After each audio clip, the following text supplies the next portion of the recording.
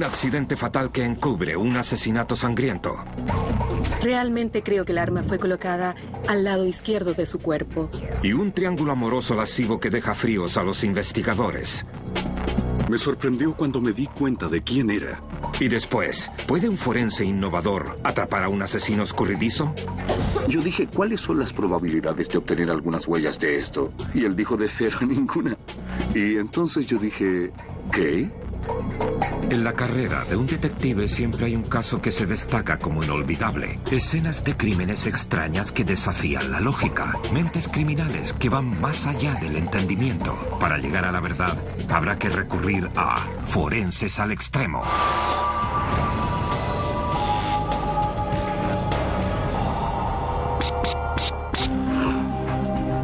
Hazel Park, en Michigan, es una comunidad a 16 kilómetros al oeste de Detroit, conocida como la ciudad amistosa. Pero para una familia, los trágicos acontecimientos ocurridos el 16 de agosto de 1999 demostrarían todo lo contrario.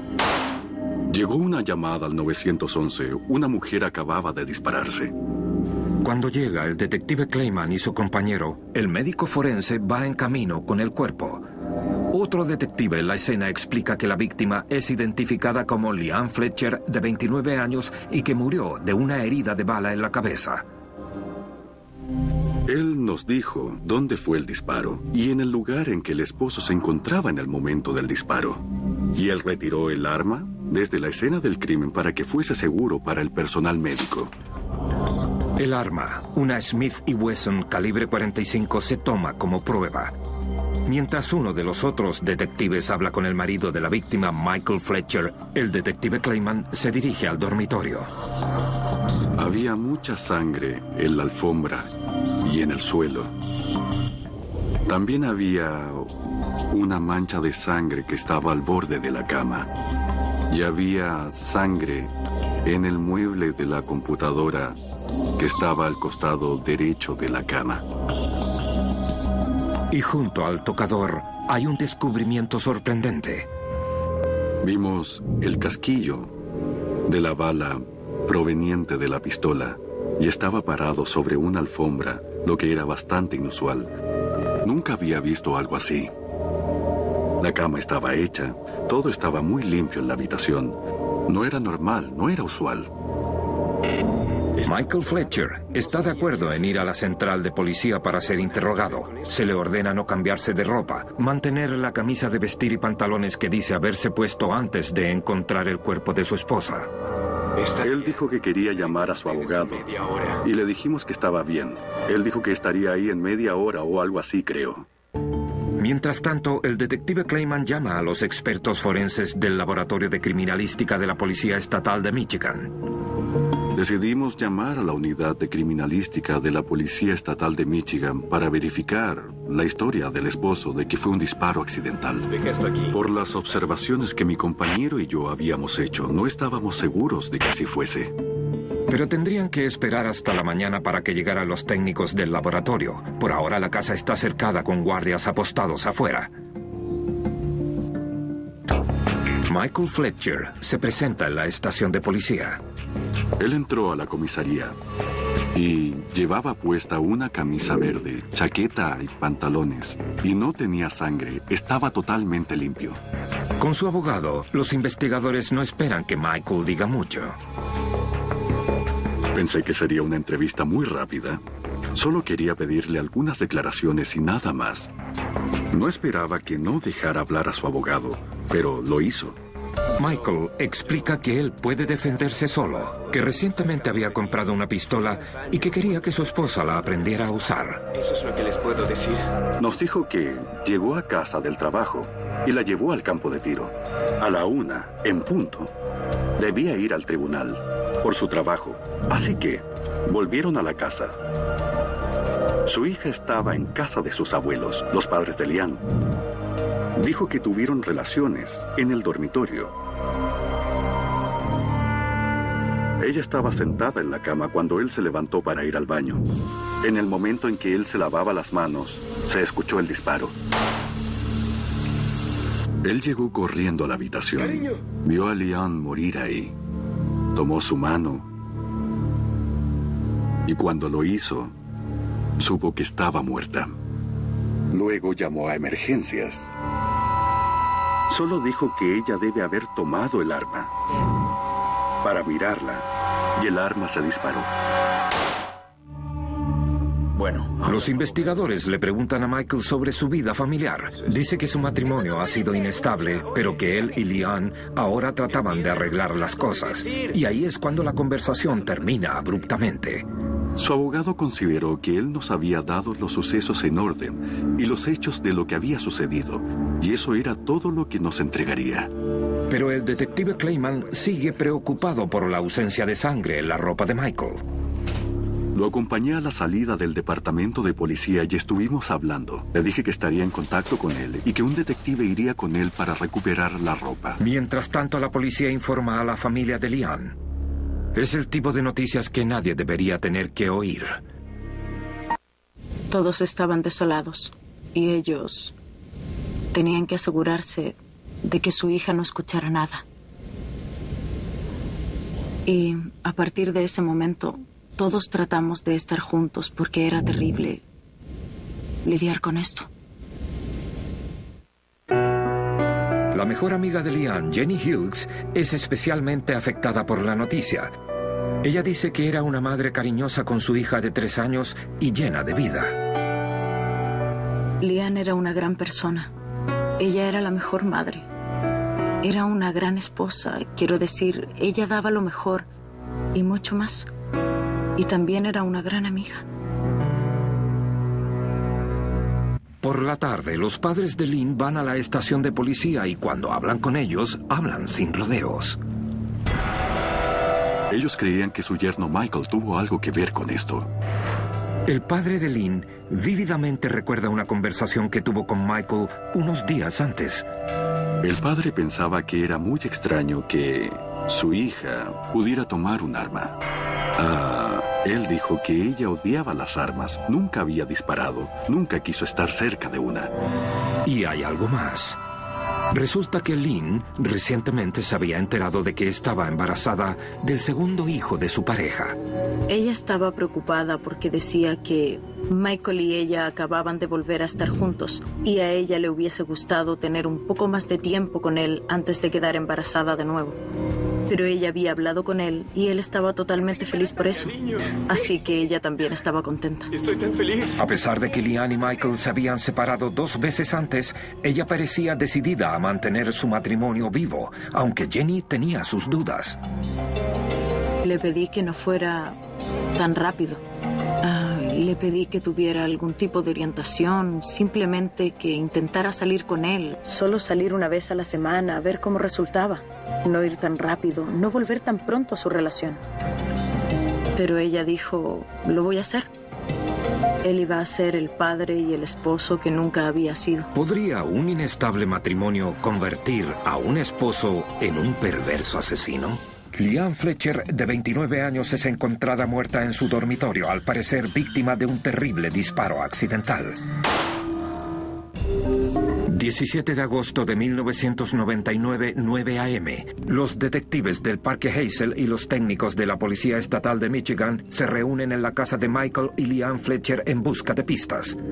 Decidieron que iban a centrarse en el dormitorio, en la sangre y también en el baño, y nosotros en el resto de la casa, el perímetro y el segundo piso. Cheryl Torillan, de la Unidad de Serología del Laboratorio de Criminalística, debe determinar si Lynn estaba sentada en la cama cuando el arma se disparó, como lo dijo Michael Fletcher. Para encontrar la respuesta, Cheryl compara las fotos tomadas del cuerpo el día antes con la prueba de sangre obtenida. Si Leanne Fletcher estaba en la cama en el momento del disparo y el disparo fue en la oreja derecha, debería haber sangre salpicada sobre el cobertor, porque la energía va en la misma dirección de la fuerza. Así que la sangre debería haber salpicado hacia la derecha y debería haber caído sobre el cobertor. Y en este caso, no había nada de sangre sobre la cama. Había mucha sangre sobre el mueble de la computadora, en los libros y en el suelo. Así que de inmediato desechamos la idea de que ella estaba sentada en la cama en el momento del disparo. La posición del cuerpo de Liane tampoco concuerda con la historia de Michael.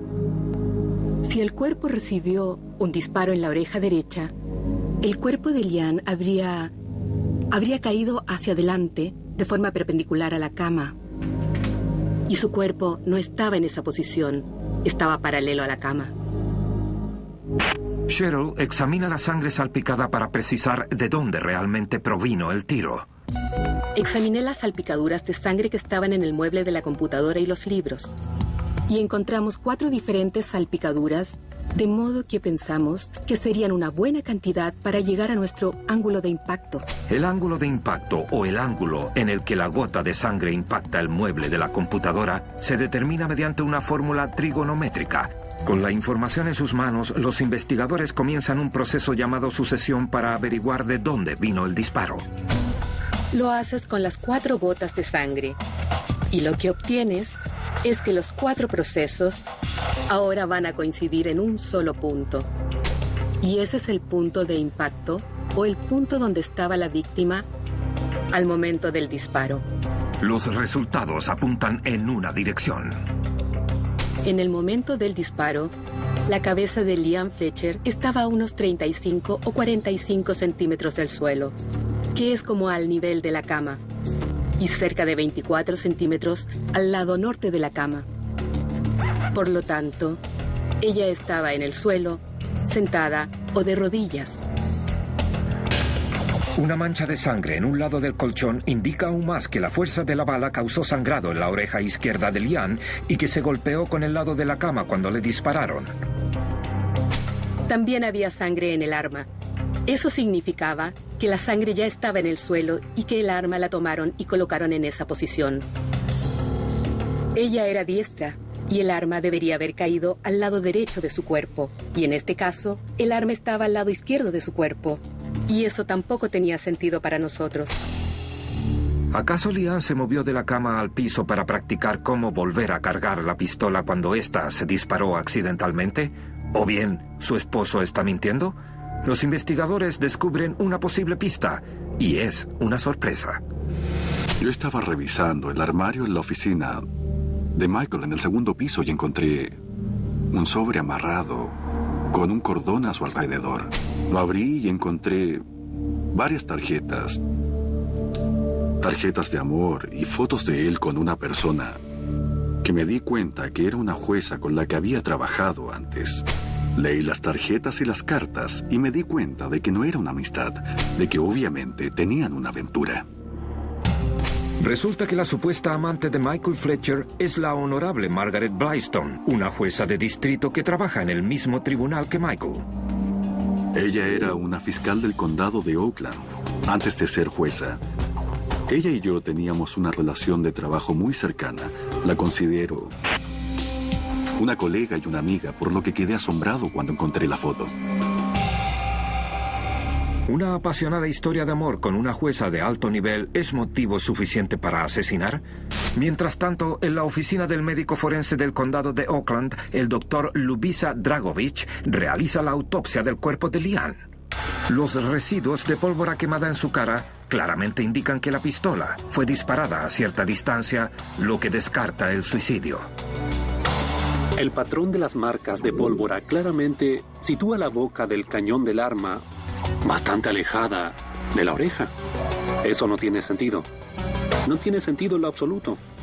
¿Por qué alguien sostendría un arma en una posición incómoda desde tal distancia y jalar el gatillo? No tenía sentido. El doctor Dragovich también determina que la trayectoria de la bala procedente de la herida de entrada en la oreja derecha descarta la posibilidad de que Liane accidentalmente haya disparado la pistola. El doctor Dragovich dictamina que es un homicidio. El largo de su brazo era de 58 centímetros. No había ninguna posibilidad de que ella en realidad pudiera haberse puesto en una posición cómoda para disparar y dispararse en la oreja derecha. De vuelta en la casa de Fletcher, la unidad de criminología concluye después de 12 horas. Además de la ropa de Michael, varios objetos se envían al Laboratorio de Criminalística Estatal en Sterling Heights para las pruebas. El revólver Smith & Wesson calibre 45, revistas, cargadores, balas y la computadora de Michael. Las muestras de las huellas dactilares y de sangre son tomadas y enviadas al laboratorio. Nuestra búsqueda estaba hecha. No creo que él se haya quedado en esa casa esa noche. No creo que él se haya quedado en esa casa alguna otra vez. La policía ahora está convencida de que Michael Fletcher tiene algo que ver con la muerte de su esposa, pero ¿él fue quien apretó el gatillo o hay alguien más involucrado? Sabíamos que esta iba a ser una situación de triángulo amoroso, que provoca violencia en muchos casos. Los investigadores localizan a la jueza Margaret Blyston y la confrontan con las pruebas de su aventura. Ella dijo que era en serio y que posiblemente se iban a casar. Él le dijo que tenía que volver a casa e intentarlo una vez más, por su hija. Ella le dijo que podía hacerlo, pero que si tenía relaciones sexuales con su esposa, su relación estaría terminada. La jueza dice que ella estuvo con Michael la noche anterior al disparo, apenas horas después de que Liane y Michael cenaran con los padres de ella y les dijera que estaba embarazada. Michael llevó a Liane de vuelta a casa. La dejó ahí y luego se fue a la casa de la jueza y tuvieron relaciones sexuales después de cenar ese domingo en la noche. ¿Es posible que una jueza respetable se haya involucrado en un plan de asesinato diabólico? Margaret Blyston dice no, porque se encontraba en Cedar Point, Ohio, el lunes por la mañana, el día que murió Liane. Ella trajo recibos de un hotel y también de restaurantes en esa área para probar que ella estaba ahí. Ella fue con su hermana y creo que con su cuñado. Personalmente sentí que ella debería haber trabajado ese día.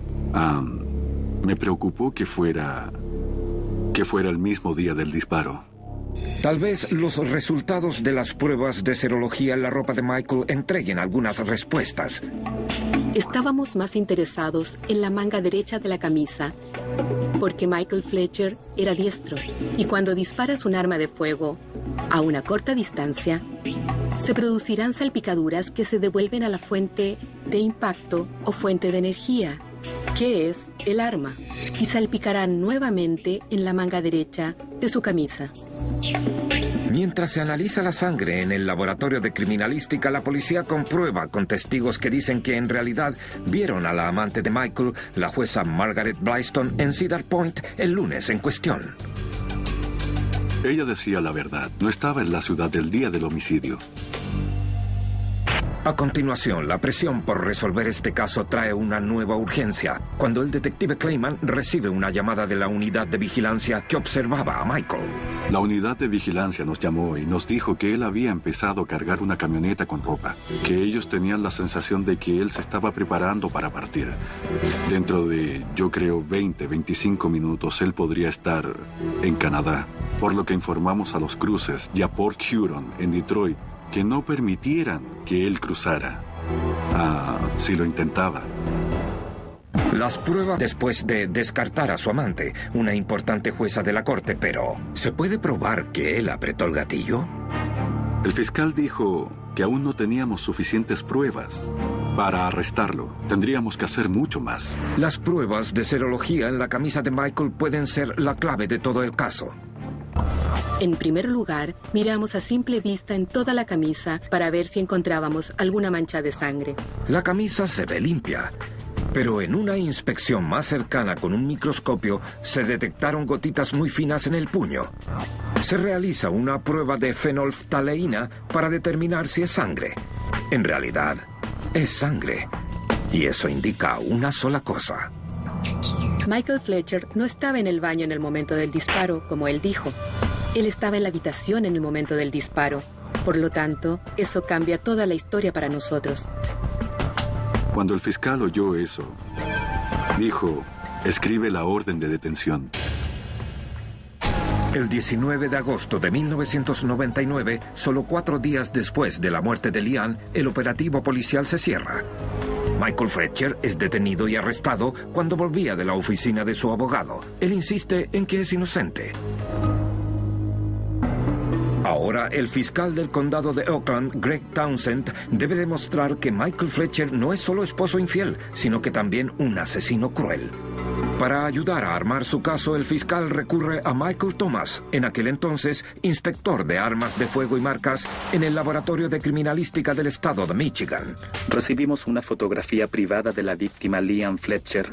Al observar el patrón en la cabeza de Fletcher, o herida, decidí que iba a utilizar la boca del cañón del arma para constatar las distancias entre el arma de fuego del sospechoso y la munición, que fue presentada por la agencia de investigación a cargo. Thomas utiliza el mismo revólver Smith & Wesson calibre 45 utilizado para matar a Leanne.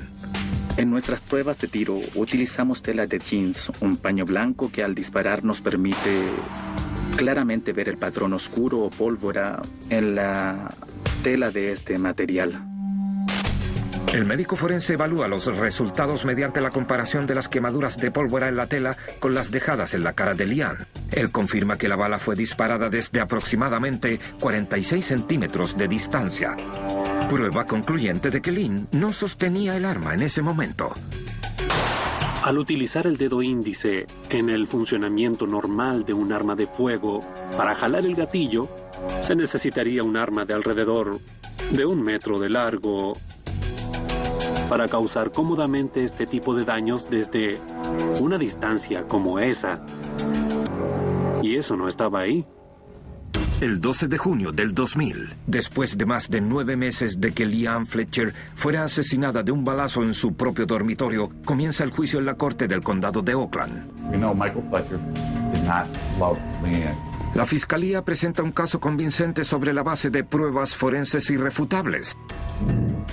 Y es que Leanne estaba en el suelo y su esposo Michael estaba detrás de ella cuando le disparó desde 46 centímetros de distancia, impactando su oreja.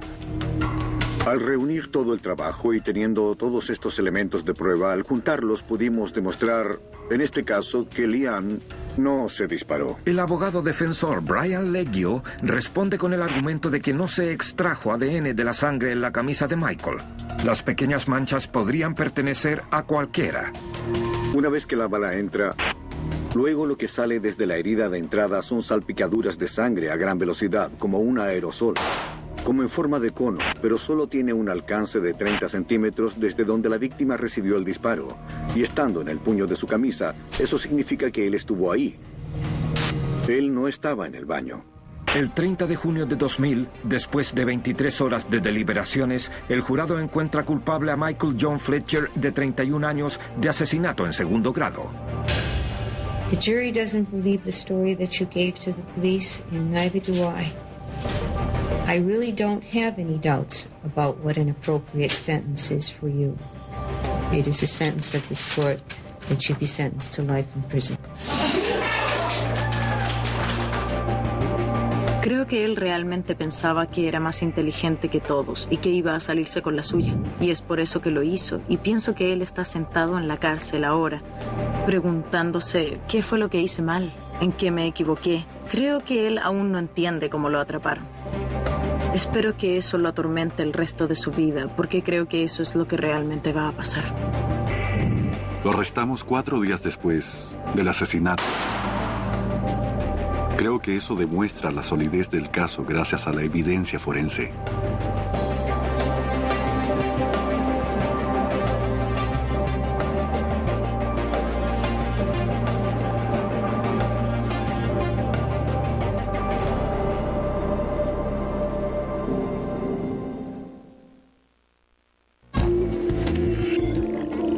Domingo, 14 de mayo de 1995. Como la mayoría del país, los habitantes de Kirkland, Washington, se están preparando para el Día de la Madre. Es un lugar agradable y seguro para vivir. Pero para una familia del lugar, no habrá celebración ese día. Su martirio comienza a las 9:40 de esa mañana cuando una persona desesperada llama a emergencias. I found a body. Where? In an apartment. Okay, do you know who the person was? No, I don't. Is it a male, female? Female. Do you know how old approximately? She's in her mid-30s.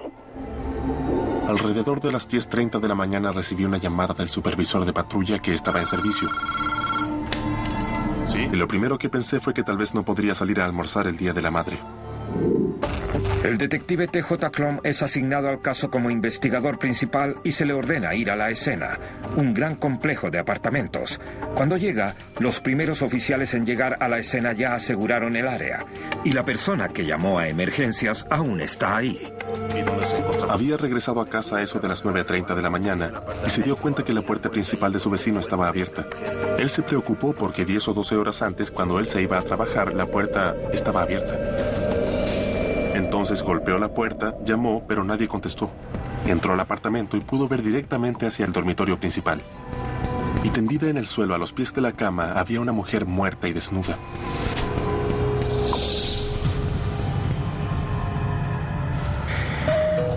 El oficial Bernard Kaupuiki, en ese entonces un novato del departamento de policía de Kirtland, llega para ayudar con la investigación. Un homicidio en Kirtland no ocurre con mucha frecuencia. Así que cuando sucedió, quiero decir, esto era algo bastante serio, muy serio. Cuando entramos al apartamento, lo primero que notamos fue que al parecer hubo una gran pelea en ese lugar. Habían tirado una bolsa desparramando su contenido en el suelo. Habían zapatos que habían sido lanzados y se podía ver lo mismo en el dormitorio principal. Al parecer, la joven mujer había sido golpeada y estrangulada hasta la muerte y había estado muerta ahí por algún tiempo. No hay heridas de arma ni de cuchillo a la vista. Mientras el detective Klump y el oficial Kaupuiki revisan el resto de la habitación, ellos ven que el colchón se había desplazado de la base de la cama, probablemente cuando la víctima luchaba por su vida. Se encontró una mancha rojiza o de un color marrón oscuro en la zona de la alfombra al lado de su cuerpo. Parecía ser del mismo color que la marca en la cama. Eso nos hacía suponer que también era sangre. No hay señales de una entrada forzada y una cartera y una billetera están intactas, lo que indica que la víctima pudo haber conocido a su atacante y que el motivo no era un robo. Una vez que llegamos al lugar, intentamos determinar quién era. Encontramos una cédula de identidad que pertenecía a Dawn Fering. Dawn Fering, de 27 años. Por ahora, eso es todo lo que los investigadores saben de ella, a excepción de lo que encuentran en la cocina. Esta joven un viernes por la noche estaba cocinando una galleta para su mamá, para el Día de la Madre que se acercaba. En algún momento durante esa noche, alguien entró a su apartamento y la asesinó. Era absolutamente desgarrador. Los oficiales de la policía de Kirtland interrogan a los vecinos en busca de alguien que pueda saber algo, pero no consiguen mucho. Nadie conocía a Dawn Fering. Algunas personas ni siquiera sabían que ella vivía ahí, y nadie escuchó ni vio algo sospechoso. Una situación inquietante comienza a surgir.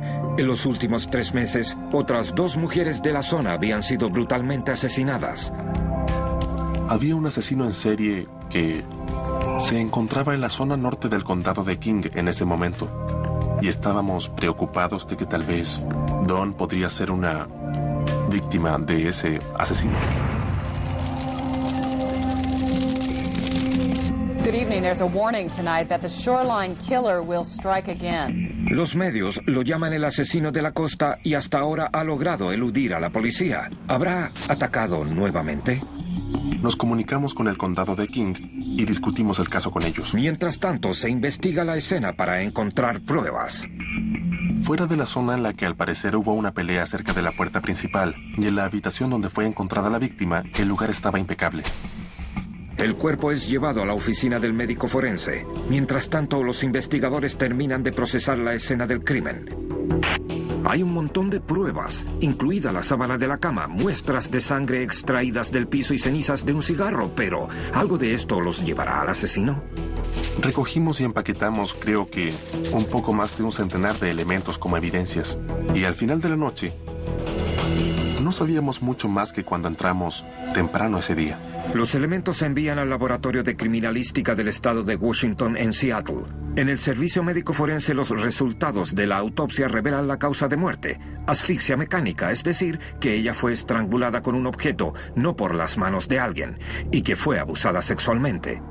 La mujer es identificada positivamente como Dawn Fering y la familia es notificada. Es como un tipo de, no sé, ¿Cómo te sientes acerca de la palabra vacío? Pero es una sensación de vacío. Con el corazón roto y todavía impactados, los Fearing le dicen a la policía que no pueden imaginar que alguien quisiera hacerle daño a su hija. Dijeron que Dawn no vivía ahí, que ella simplemente cuidaba el apartamento de un amigo que estaba fuera de la ciudad. Conoció a alguien de Japón que tenía un apartamento en Kirkland y le preguntó si ella podía quedarse en él para cuidarlo. Así que cerca de 3 noches a la semana iba y dormía en el apartamento.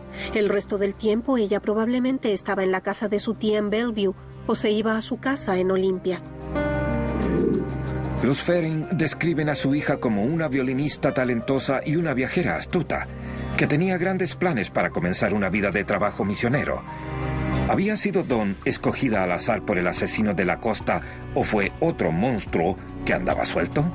Por ahora, los investigadores tienen muchas más preguntas que respuestas. La noche del asesinato, nadie escuchó ni vio nada, así que no habían testigos. En ese momento teníamos poca o ninguna prueba de gran valor de la escena del crimen. Y teníamos una víctima que, según nos dijeron, no tenía ningún enemigo en el mundo. Y ella solo había estado ahí unas 3 o 4 semanas. Además de eso, ella no tenía ningún tipo de relación amorosa. Los investigadores regresan al complejo de apartamentos con la esperanza de descubrir algo, cualquier cosa que pueda llevarlos a un sospechoso.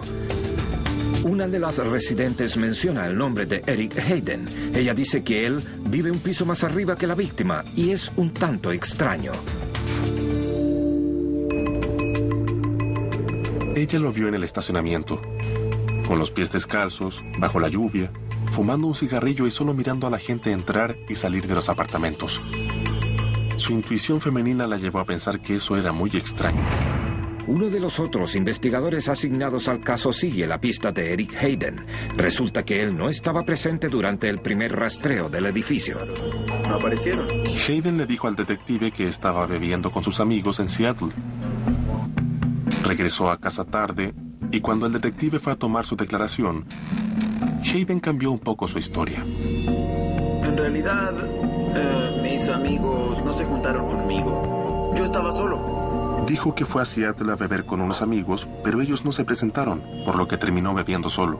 Luego durmió en su auto porque bebió demasiado y después se fue a casa. Hayden dice que pasó el resto del fin de semana descansando, pero después de esta reunión la policía sospecha. Ellos vuelven a la estación y mientras miran otras pistas verifican los antecedentes de este obrero de 32 años. Con excepción de un arresto por conducir bajo la influencia del alcohol, Hayden está limpio, pero el llamado asesino de la costa sigue en libertad, responsable de al menos 2 asesinatos, uno en febrero y el otro a fines de marzo. Dawn Fearing murió a mediados de marzo. ¿Está surgiendo un patrón? Tal vez. Aunque en los crímenes anteriores los apartamentos de las víctimas fueron incendiados, no era este el caso. Sin embargo, la policía cree que los 3 asesinatos podrían estar conectados. La razón por la que las comparamos fue porque ambas eran mujeres solas que vivían en apartamentos. Así que coincidían con lo que estábamos investigando. 20 de mayo de 1995. Han pasado 6 días desde que Dawn Fearing, de 27 años, una aspirante misionera, fue violada y asesinada mientras cuidaba una residencia en Kirkland. Su muerte podría estar vinculada a un presunto asesino en serie de la zona. Las víctimas en este caso eran mujeres solas que fueron atacadas en sus apartamentos, abusadas sexualmente y asesinadas. Y luego la escena del crimen era incendiada. Es el fuego el que inquietaba a los investigadores. La mayoría de los asesinos en serie siguen el mismo modus operandi. ¿Estaba tratando de confundir a la policía o alguien más cometió el crimen? El detective Klum decide presionar al otro único personaje sospechoso en el caso, Eric Hayden. Regresé a los apartamentos para interrogarlo de nuevo. No lo conocíamos, así que no sabíamos cuál era su aspecto. De pronto un hombre pasa a nuestro lado a pocos metros. Sube las escaleras, entra al apartamento de Eric Hayden y le pregunté, ¿usted es Eric Hayden? Él dijo, sí, y yo dije, ¿podemos hablar con usted un momento? Hayden cuenta la misma historia que él le dijo a otro detective 5 días antes, que él salió a beber la noche en que murió Don y que no sabe nada acerca de su muerte. Pero, ¿está mintiendo? ¿Podría Eric Hayden y el presunto asesino en serie ser la misma persona? 31 de mayo de 1995. Ahora han pasado más de 2 semanas desde que murió Don Fering. La policía no está cerca de realizar un arresto y el miedo se siente en toda la zona. Y las noticias desde el laboratorio en Washington no son alentadoras. No hay manera de rastrear las cenizas encontradas en la almohada y en la mesa de noche, y la sangre en la sábana resultó ser de Don, no de su atacante. Pero la sábana es la pieza más prometedora de evidencia que tienen los investigadores y no van a dejarla. Terminé llevando la sábana al examinador de huellas dactilares latentes del condado de King para tener su punto de vista de la posibilidad de poder recuperar algunas huellas latentes de la sábana. La policía especula que después de violar, golpear y estrangular a Don Fering, el asesino se puso de pie apoyándose sobre la cama. Yo dije, ¿cuáles son las probabilidades de obtener algunas huellas de esto? Y él dijo, de 0, ninguna. Y entonces yo dije, ¿qué?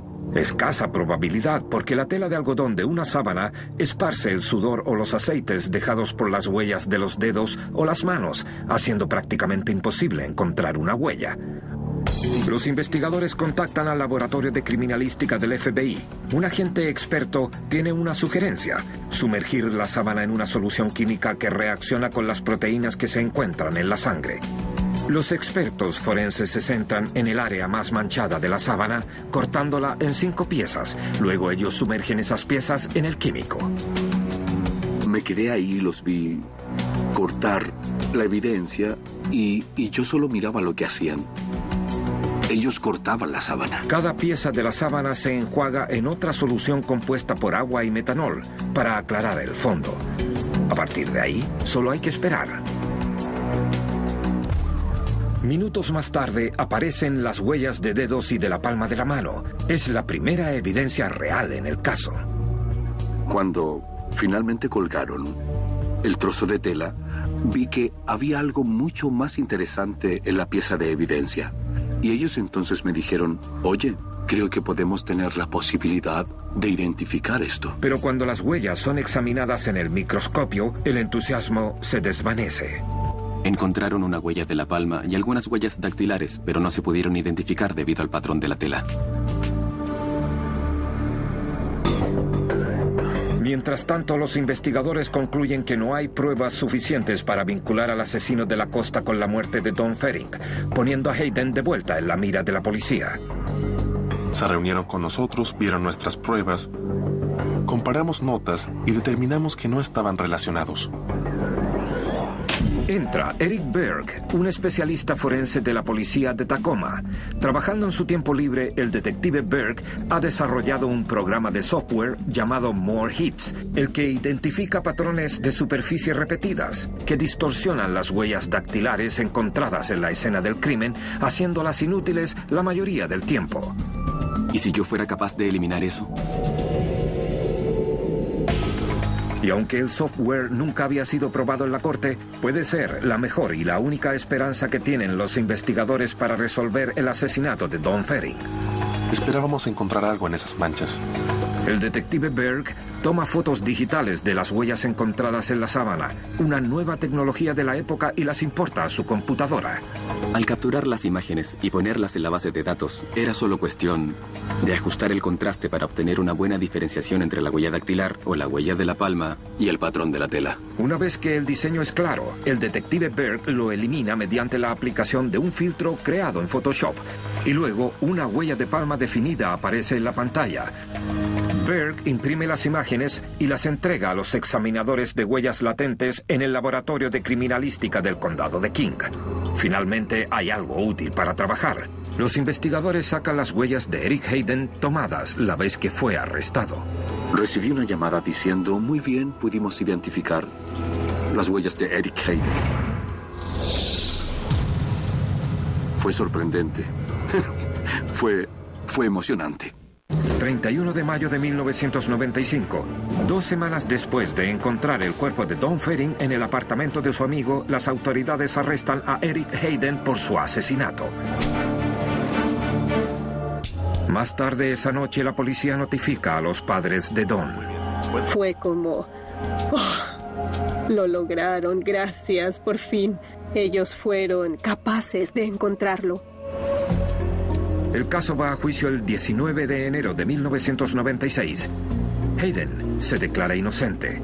El fiscal del distrito, James Conant, le dice a los miembros del jurado lo que el Estado sostiene que pasó 8 meses antes, el 12 de mayo de 1995. Él dice que Don cocinaba para el Día de la Madre ese viernes por la noche y abrió la puerta principal para ventilar el apartamento. Creemos que Eric Hayden entró por esa puerta en algún momento entre la medianoche y las 2 de la mañana. Había estado bebiendo. Él estaba, creo que su término era borracho. No fue capaz de conducir a casa. Tuvo que detenerse y dormir por un momento. Después volvió a casa. Pudo empujar la puerta que estaba entreabierta, sujeta por un zapato, lo que explica por qué no hubo una entrada forzada.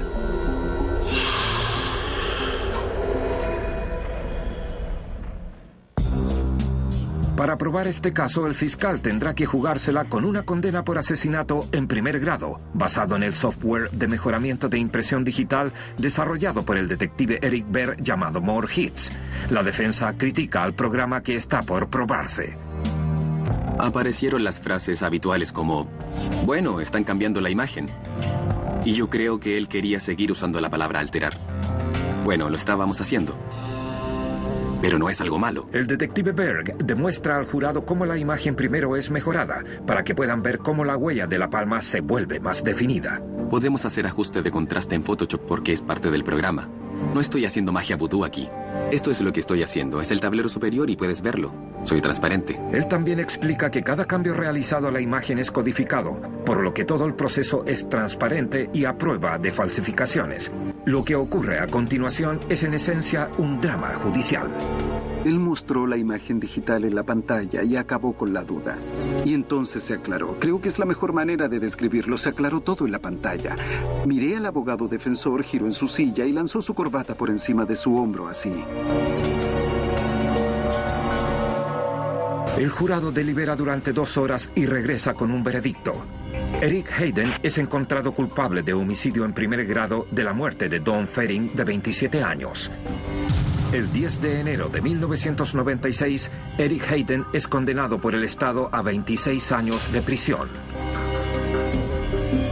Incluso hoy, casi 15 años después, se me hace un nudo en la garganta. Estábamos realmente felices. Hayden no es procesado por los asesinatos relacionados con el llamado asesino de la costa, que más tarde resultó ser Robert Parker, de 26 años. Las huellas digitales son el control final. La computadora puede hacerle todo lo que quieras a la huella digital, y lo peor que puede hacer es que no sea de nadie.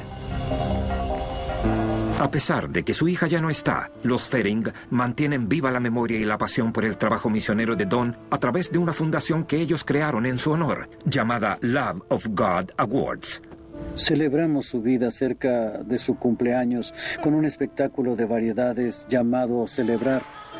Es una variedad de eventos musicales y actividades para niños, que puede ser una forma de recaudar dinero, capital inicial que puede servir para los premios. Es hacer las cosas que ella nunca hizo por sí misma. Y todo lo que se hace y se logra es en su nombre.